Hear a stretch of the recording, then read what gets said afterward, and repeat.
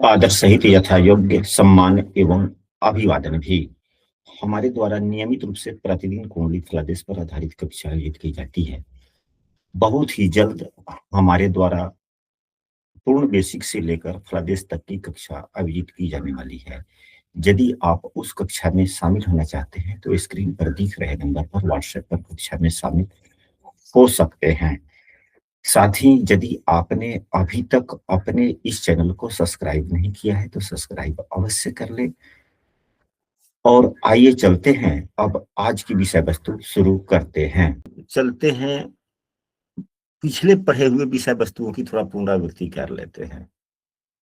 हम लोगों ने पिछली कक्षा में यह पढ़ा था कि यदि पुरुष की कुंडली में सूर्य एवं शुक्र की विषम राशियों में स्थिति हो, सूर्य पिता के कारक हैं, पुरुष को पिता बनना होता है, इसलिए सूर्य को देखना चाहिए। तो सूर्य यदि सम राशियों में हो, सम नवमांशों में हो, तो पिता बनने की क्षमता में कमी रहती है। ऐसा शास्त्रों में बतलाया गया है, हम लोगों ने पढ़ा भी है इसके बारे में, कल परसों चर्चा भी हुई थी। तो यहाँ पर सूर्यदेव को देखा जाए, सूर्यदेव को देखा जाए, सूर्यदेव लग्न कुंडली में भी सम राशि में है, नवमांश में भी सूर्यदेव सम राशि में ही है। तो सम राशि सम नवमांश सूर्यदेव का हो गया। शुक्रदेव की जहां तक बात है, शुक्रदेव ठीक है, शुक्रदेव ठीक है, यहाँ भी विषम है, यहाँ भी विषम है, तो यह नियम यहीं पे खत्म हो जाता है। महिला के लिए चंद्रमा मंगल, तो महिला के लिए चंद्रमा एवं मंगल सम राशियों में है तो ठीक है, तो महिला के यहाँ पर चंद्रमा एवं मंगल विषम राशि में है। लेकिन मंगल एवं चंद्रमा नवमांश में सम राशि में है, तो महत्व नवमांश की अधिक हो जाती है, इसलिए संभावनाओं में बल मिलता है, इसलिए संभावनाओं में बल मिल जाता है। दूसरा, हम लोगों ने यह पढ़ा था कि यदि सातवें भाव का स्वामी बुध या शनि की नक्षत्र में हो, तो सातवां भाव शरीर के आंतरिक अंगों का है, शरीर के आंतरिक अंगों का है, जो प्रजनन अंग आंतरिक कहे जाते हैं वो। तो यदि वह बुध या शनि की नक्षत्र में होते हैं तो समस्याएं। तो सूर्यदेव यहाँ पर सूर्यदेव का अंशात्मक मान 641 है, कन्या राशि में है। तो कन्या राशि के 641 कितने अंशों को माना जाता है, वो कहाँ के चले गए। तो कन्या राशि के शुरू के अंश जो होता है वह उत्तरा फाल्गुनी का होता है, 10 डिग्री तक। कन्या राशि में शुरू के अंश 10 डिग्री तक होते हैं। उत्तरा फाल्गुनी में, उत्तरा फाल्गुनी के स्वामी कौन होते हैं, सूर्यदेव होते हैं। यानी कि सूर्यदेव अपने ही सूर्यदेव अपने ही नक्षत्र में है,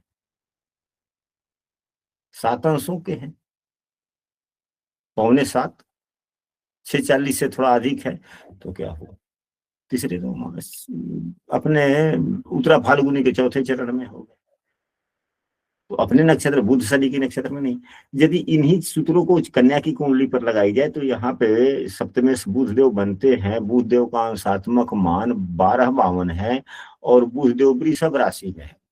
तो वृषभ राशि में 1252 कहाँ गया, रोहिणी नक्षत्र में गया, क्योंकि कृतिका नक्षत्र जो सूर्य का होता है वह 10 अंशों तक ही, वृषभ राशि में सूर्य के नक्षत्र 10 अंशों तक ही, 10 अंश से लेके 23-40 तक चंद्रमा का नक्षत्र रोहिणी होता है।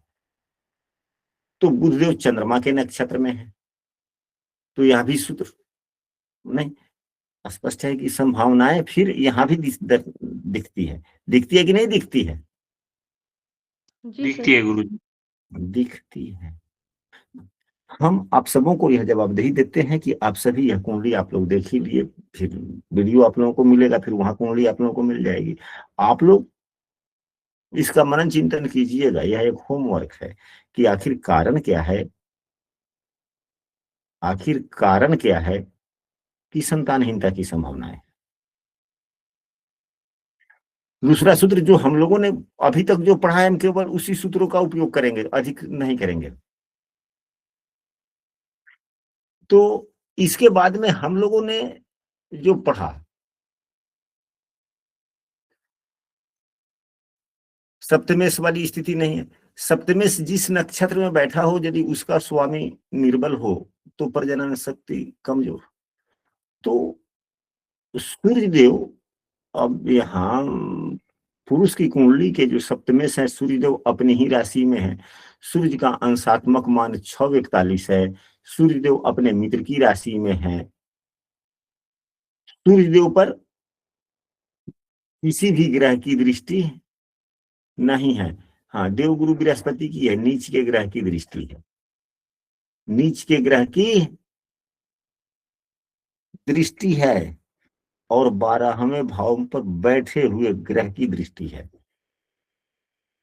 हम लोगों ने ग्रहों के दृष्टि के सिद्धांत में यह पढ़ा है कि यदि कोई ग्रह देख रहा है तो उसको देखें कि वह किस भाव से देख रहा है। बुरे भाव से, अशुभ फल देने वाले भाव से देख रहा है तो अशुभ फल होगा। ग्रह नीच की स्थिति में से देख रहा है तो कुछ ना कुछ समस्या देगा या शुभ फल नहीं देगा। भावेश बुरे भाव के स्वामी है तो बुरा फल देगा। तो यह तो कई प्रकार से देवगुरु बृहस्पति खराब हो गए। अगर ये शुभाग्रह है तो किसी एक प्रकार के अवगुण होते तब तो यहाँ पे व्यक्ति समझ लेता है कि हाँ भाई यहाँ से अवगुण है, तो भाई शुभाग्रह है, उतना नुकसानदायक नहीं है। लेकिन देवगुरु बृहस्पति भावेश के आधार पर भी खराब हो गए, स्थिति के आधार पर भी खराब हो गए, दोनों ही प्रकार से खराब होगा। तो फिर इनकी दृष्टि लाभकारी कैसे होगी? साथ में खष्टेश के साथ में है। जो ग्रह देख रहा है वह ग्रह किस ग्रह से दृष्ट है, वह ग्रह किस ग्रह से दृष्ट है यह भी देखना है। या किस ग्रह से युक्त है, तो खष्टेश से ही युक्त है, बीमारी वाले भाव से ही युक्त है। हालांकि शनि भी देख रहा है गुरु को, गुरु ही यहाँ पर प्रधान बन जाते हैं, तो गुरु को तो प्राथमिकता से देखना ही पड़ेगा। गुरु को शनि भी देख रहा है, शनि लग्नेश है। शनि लग्नेश है, तो लग्नेश की शुभता है। लग्नेश देवगुरु बृहस्पति को नुकसान नहीं पहुंचाएगा, क्योंकि अगर संतान सुख मिलता है, संतान सुख की चाह किसको है? लग्नेश को, लग्नेश को ही है। तो लग्नेश संतान से वंचित कैसे करेगा? इसलिए शनि यहाँ पर बिल्कुल दोषी नहीं। परंतु शनि को मंगल भी देख रहा है, मंगल को राहु देख रहा है। अब राहु के दृष्टि पड़ने से मंगल खराब, मंगल के द्वारा शनि को देखे जाने से शनि खराब। इनकी सुविधा लग्नेश की समाप्त हो गई, क्योंकि अगर लग्नेशी है तो यह भी तो पीड़ित हो रहा है ना मंगल राहु से। जी पीड़ित हो गए, तो इनकी शुभता समाप्त हो गई। मतलब कि जो थोड़ा सा शुभ देने वाले भी हैं कि हमारी क्या, वो भी खराब हो गई। मंगल और भी ज्यादा खराब है दो कायदों से। एक तो राहु से दृष्ट है, दूसरा इनके मूल त्रिकोण राशि में राहु देव बैठ गए। कुंडली बहुत अच्छी है व्यक्ति की, आय के लिए कुछ चिंता उतना गुना करना है, आय से ठीक ठाक है। क्योंकि चंद्रमा को कौन देख रहा है या गुरु, यहाँ पर तो दो दो विपरीत राजयोग बन गए। 11वें भाव के स्वामी यदि 12वें भाव में बैठते हैं, यह भी धन के लिए उतना खराब नहीं, अच्छा ही माना जाता है। 6ठे भाव का स्वामी का 12वें भाव में बैठना यह भी अच्छा है, ठीक है। धन किसको चाहिए? लग्नेश को चाहिए, केवल लग्नेश से ही तो देखे जा रहे हैं, इसलिए उतना नुकसानदायक स्थिति नहीं। समृद्धि के लिए ठीक है, तीसरे भाव के राहु राजयोग देते हैं, अभी ठीक ठाक है, समृद्धि में कोई दिक्कत ना है।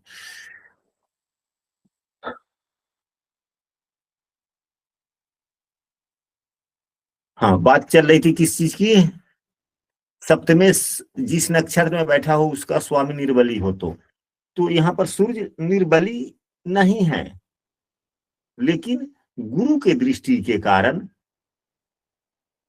खराब हो रहे हैं, या गुरु की दृष्टि से खराब हो रहे हैं। निर्बली नहीं कह सकते, पीड़ित कह सकते हैं।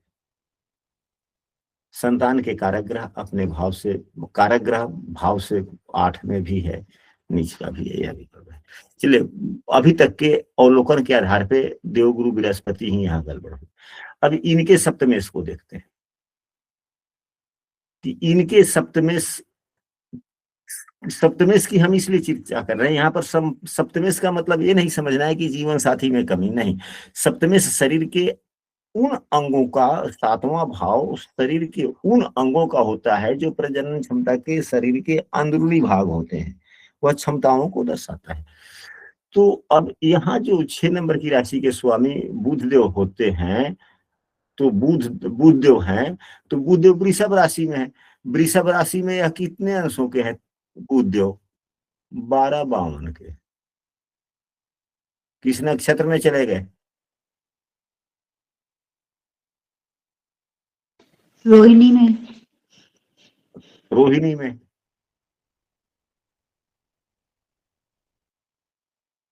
रोहिणी के स्वामी कौन होते हैं? चंद्रमा। चंद्रमा। चंद्रमा। हाँ, यानी कि सप्तमेश जिस राशि, जिस नक्षत्र में है, उस नक्षत्र का स्वामी कमजोर है या बलवान, यह देखना। तो चंद्रमा बलवान है या कमजोर, अंशात्मक मान से देखेंगे चंद्रमा का 23-52 है, बलवान है। मंगल पीड़ित नहीं कर रहा है, ये चंद्र मंगल योग भी बना, धन संपदा के लिए अच्छा है, ठीक है, उतना नुकसानदायक नहीं है। शनि से दृष्ट हो जाना, शनि 11वें, 10वें एवं 11वें एवं 12वें भाव का स्वामी है, उससे चंद्रमा की दृष्टि। शनि चंद्रमा को शत्रु मानता है, तत्कालिक शत्रुता भी है, अति शत्रुता से, तो यहाँ चंद्रमा पीड़ित हुआ। मतलब पुरुष के लिए गुरु और महिला के लिए चंद्रमा। चंद्रमा। अभी तक के अवलोकन के आधार पे हम लोगों ने पाया, पुरुष के लिए गुरु, महिला के लिए शनि, क्योंकि नक्षत्र के स्वामी गुरु चंद्रमा थे। ना, चंद्रमा बलवान है ना, चंद्रमा का अंशात्मक महिला के लिए। हाँ, महिला के लिए। अब सप्तमेश जिस नक्षत्र में बैठा हुआ है, उसका स्वामी पीड़ित तो नहीं है, बलहीन तो नहीं है। यह कोई वैसा कुंडली नहीं का फलादेश हम लोग नहीं कर रहे हैं। संतान वाली जब भी कुंडली आए, संतानहीनता के लिए खूब बढ़िया से सभी चीजों का गहन अध्ययन हो न हो, लेकिन संतानहीनता से संबंधित गहन अध्ययन हम सबों को करना चाहिए। यदि सही ढंग से फलादेश होता है, सही ढंग से उपाय होते हैं, उसे संतान की प्राप्ति होती है, तो आप 1000 कुंडली देखेंगे, जितनी प्रसिद्धि मिलेगी उससे ज्यादा एक कुंडली से प्रसिद्धि मिल जाती है। मिलता है नहीं मिलता है? जी गुरु जी। उसके लिए तो आप भगवान ही बन जाते हैं ना। जी गुरु जी। ऐसी बात नहीं कि ज्योतिषीय उपाय कारगर नहीं होते, लाभ नहीं देते, ज्योतिषीय उपाय लाभ देते हैं, लेकिन अब यह देखना है कि कमजोर कहां से है, उपाय किस चीज का करना है। तो यहाँ शनि के द्वारा चंद्रमा पीड़ित हो रहा है, शनि को शांत करना है। गुरु यहाँ पर बुरे फल दे रहे हैं नीच के होकर के, तो इनके उपाय दूसरे ढंग से होंगे, इनके उपाय दूसरे ढंग से होंगे। तो यहाँ तक तो हम लोगों ने पढ़ा, कल परसों की ही कक्षा में हम लोगों ने पढ़ा था। अब इसके बाद में और हम लोगों ने क्या पढ़ा था?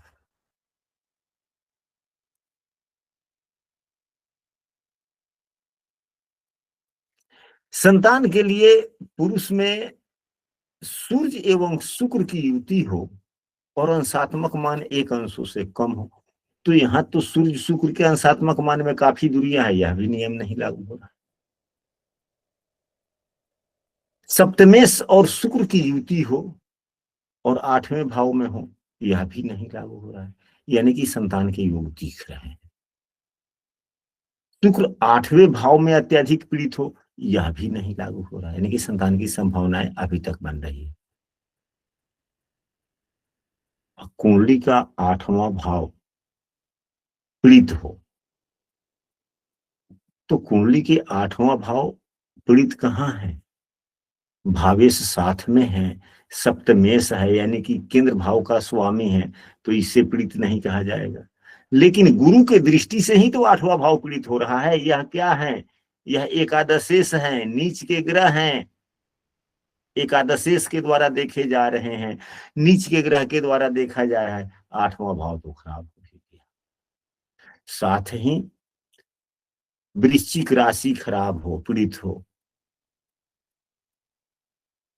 तो वृश्चिक राशि पीड़ित है ही।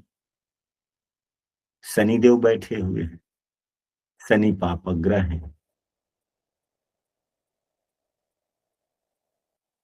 लेकिन ये लग्नेश है, शनि से पीड़ित नहीं हुआ, मंगल के द्वारा देखा जा रहा है, तो मंगल के से शनि खराब हो गया। यह कार्यों के लिए, दायित्वों के निर्वहन के लिए बहुत उत्तम योग है। दायित्वों के निर्वहन के लिए बहुत उत्तम योग है। लेकिन मंगल के द्वारा शनि पीड़ित हो गया। यह मंगल के द्वारा शनि पीड़ित हुआ, परंतु वृश्चिक राशि तो पीड़ित नहीं हुई ना। वृश्चिक राशि के स्वामी मंगल ही है ना। क्या वृश्चिक राशि पीड़ित हुआ?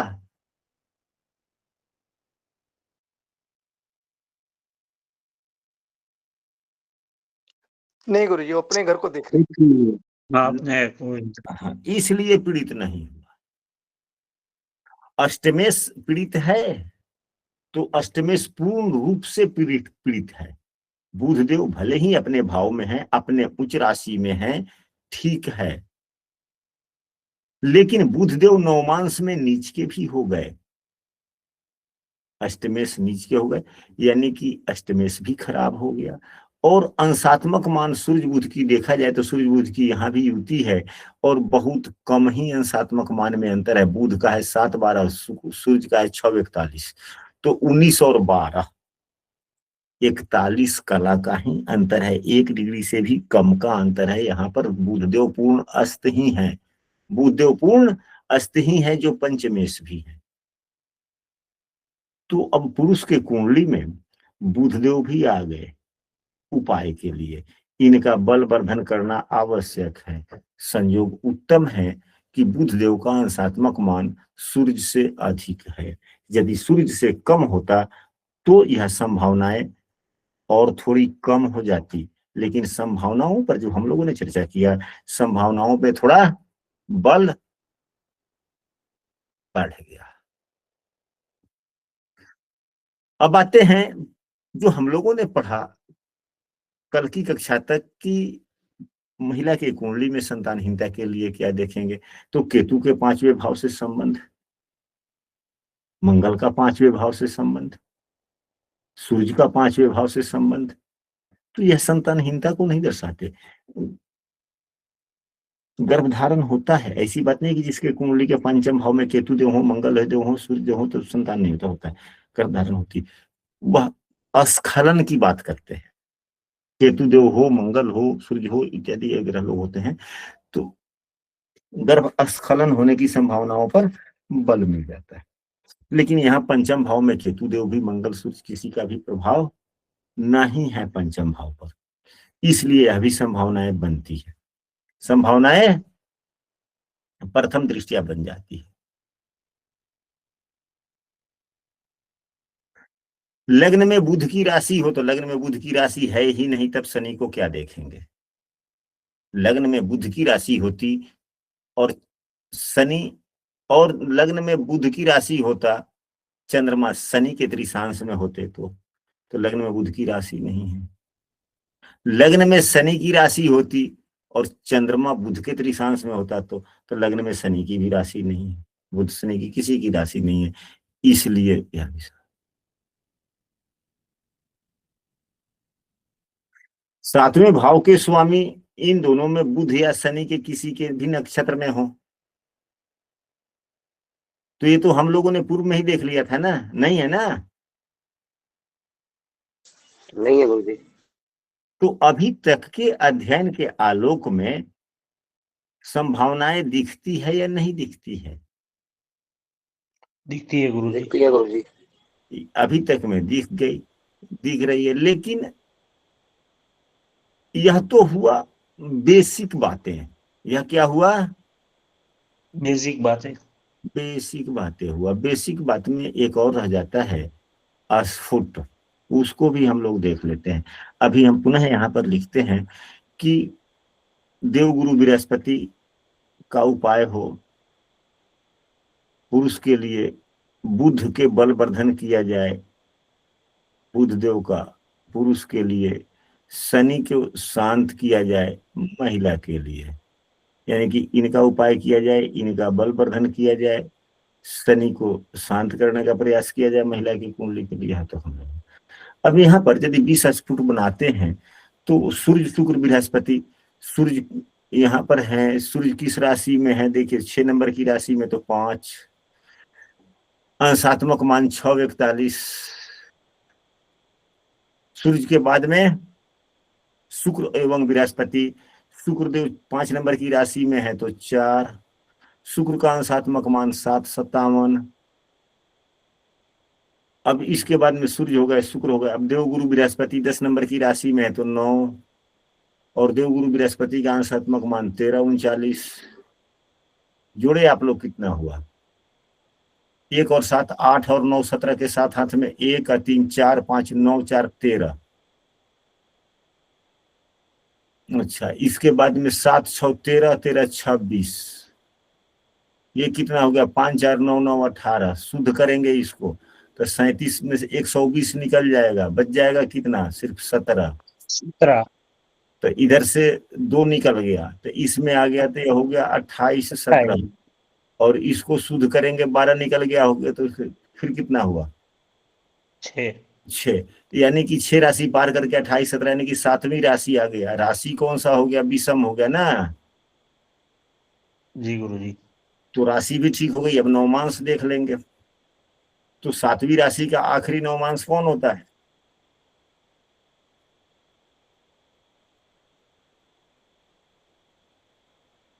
सातवीं राशि का तो 7 में से तो 7वां 63। मिथुन। मिथुन आता है। तो मिथुन, यह भी विषम हो गया ना।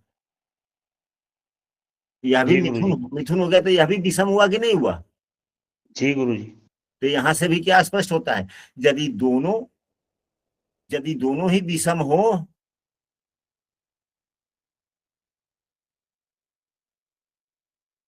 तो अच्छा होता है। अच्छा होता है। अब इसके बाद में तुला राशि आई।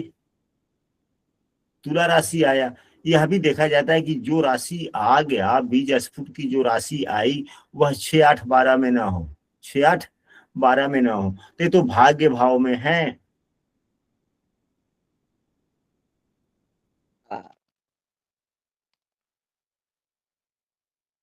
पाप पीड़ित ना हो तो खैर ये सूर्य बुध यहाँ पर पाप ग्रह नहीं हुए। सूर्यदेव सप्तमेश है, इसलिए इन्हीं में पापत्व गुण नहीं है या क्रूर गुण नहीं हुआ। इसमें केतु देव हैं, राहु भी का संपर्क बना, ठीक है चलिए। लेकिन यह उतना पाप प्रभावित नहीं हुआ जितना संतानहीनता के योग के लिए पर्याप्त वो नहीं है। लेकिन हल्का तो है ना पाप प्रभावित, हल्का भी माने तो है कि नहीं है? जी गुरु जी। राहु से संबंध बना ना, केतु से संबंध बना ना, भाव पाप प्रभावित तो हुआ ना। जी गुरु जी। हल्का ही सही। और देवगुरु बृहस्पति का केंद्रीय नीच के गुरु, और वो भी 11वें भाव के स्वामी जो नीच के हैं, उनके केंद्रीय प्रभाव में, उनके केंद्रीय प्रभाव में है। तो यहाँ भी देवगुरु बृहस्पति ही बने। अगर देवगुरु बृहस्पति शुभ फलदाता होते तो यहाँ के भी दोषों को समन करते, लेकिन अपने बुरे फल देने वाले हैं तो यहाँ के दोषों क्या समन करेंगे? घुमा फिरा के फिर गुरुदेव आए कि नहीं आए? जी गुरु जी।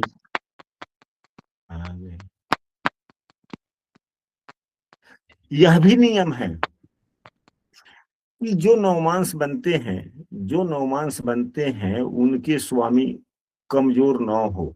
तो मिथुन राशि का नवमांश बन रहा है, मिथुन राशि का स्वामी बुधदेव कमजोर है, पुनः फिर वहीं आ गए, बुधदेव ही आए, पंचमेशी आ गए ना। जी गुरुजी। तो कई कायदे से तो गुरु बुध ही बन रहे हैं। अब आते हैं महिला की कुंडली में, हम लोग लेते हैं कि महिला की कुंडली क्या कहती है क्षेत्र स्फुट के लिए।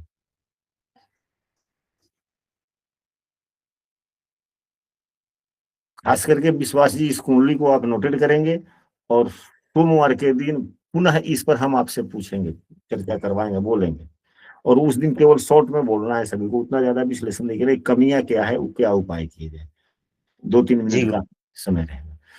यदि महिला की कुंडली लिया जाए तो महिला के मामले में बृहस्पति, चंद्रमा, मंगल, तो देवगुरु बृहस्पति महिला की कुंडली में किस राशि में है, तो 2 नंबर की राशि में, यानी कि एक राशि पार कर गए। एक अंशात्मक मान कितना है, 1748। चंद्रमा 3 नंबर की राशि में है तो 2, अंशात्मक मान 2352।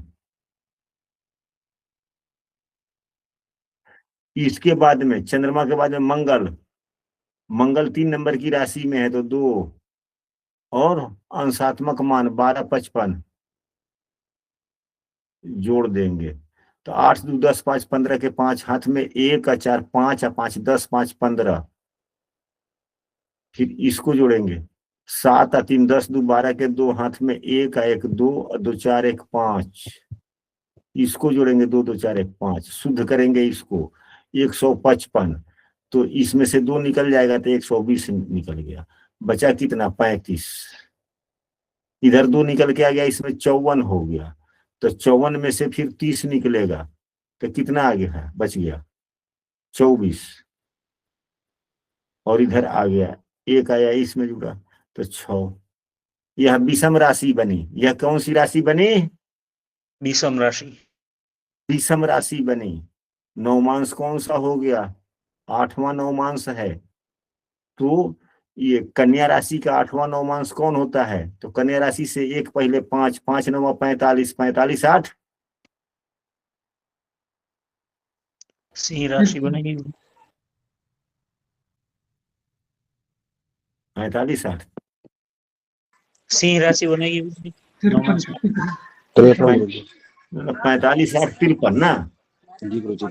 53 में 12 से भाग दीजिए, शेष को देख लीजिए, तब 53 में 12 चौक 48, 48 निकल गया, बच गया 5 सिंह। ये दोनों ही विषम हो गए ना। जी गुरुजी। तो मुख्य जड़ कहां से बना, जो अब यहाँ जो तुला राशि बनी, यहाँ जो तुला राशि बनी वह लग्न कुंडली के 8वें भाव में, लग्न कुंडली के 8वें भाव में, एवं जो नवमांश की राशि बनी वह लग्न कुंडली के 6ठे भाव में। क्या ये दोनों राशियां पीड़ित है लग्न कुंडली में, तो सूर्य की यह नीच दृष्टि, और वहां केतु देव विराजमान है 6ठे भाव में। यहाँ केतु देव विराजमान है। अभी तक हम लोगों ने कहा क्या पाया,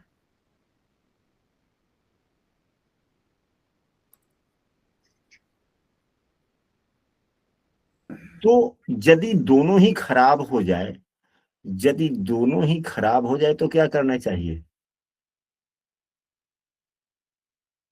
जितनी पुरुष में कमियां नहीं है उससे ज्यादा कमी महिला कुंडली में। महिला की कुंडली में है।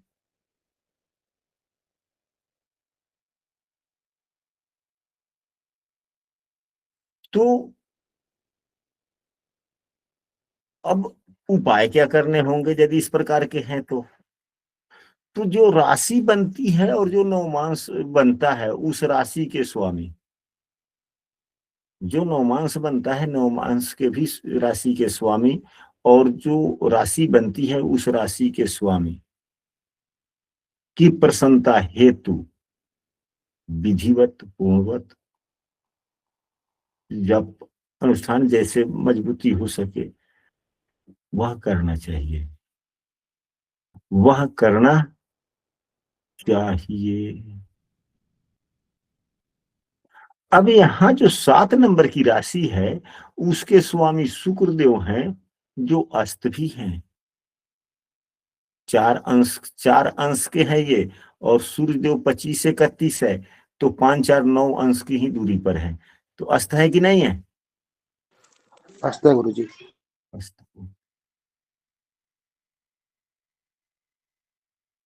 सूर्यदेव काफी बलवान है। सूर्यदेव का अंशात्मक मान 25 से 31 है।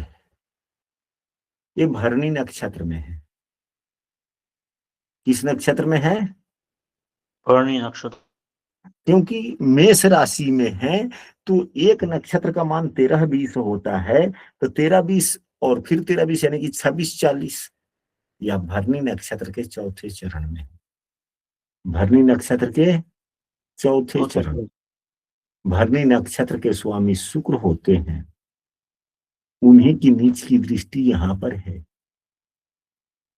यानी कि एक तो शुक्र की राशि पर नीच की दृष्टि, दूसरे शुक्र सूर्यदेव यहाँ उच्च के दिख रहे हैं, ठीक है, लेकिन जो जिसके कारण समस्या है उसी के नक्षत्र में बैठे हुए,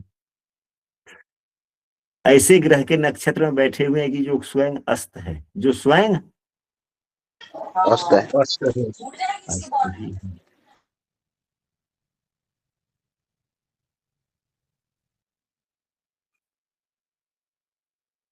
तो अभी तक के अवलोकन के आधार पर ये बतलाएं कि उपाय क्या करने चाहिए। तो यहाँ पर तो आया शुक्र सूर्य दोनों का ही, क्योंकि ये नौमांस के भी स्वामी बने सूर्य, तो शुक्र और सूर्य भी कुल मिला जुला करके, सूर्य चंद्रमा नहीं है, बुध गुरु शुक्र, सूर्य मंगल बुध गुरु शुक्र एवं शनि, केवल एक चंद्रमा को छोड़कर शेष सभी ग्रहों का तो दोनों दंपति पर प्रभाव पड़ ही रहा है। अभी ग्रह योग की बात तो अभी हम लोगों ने की ही नहीं। जितना हम लोगों ने कल तक पढ़ा उसी पर चर्चा हम लोगों ने किया है ना आज अभी तक। जी सर।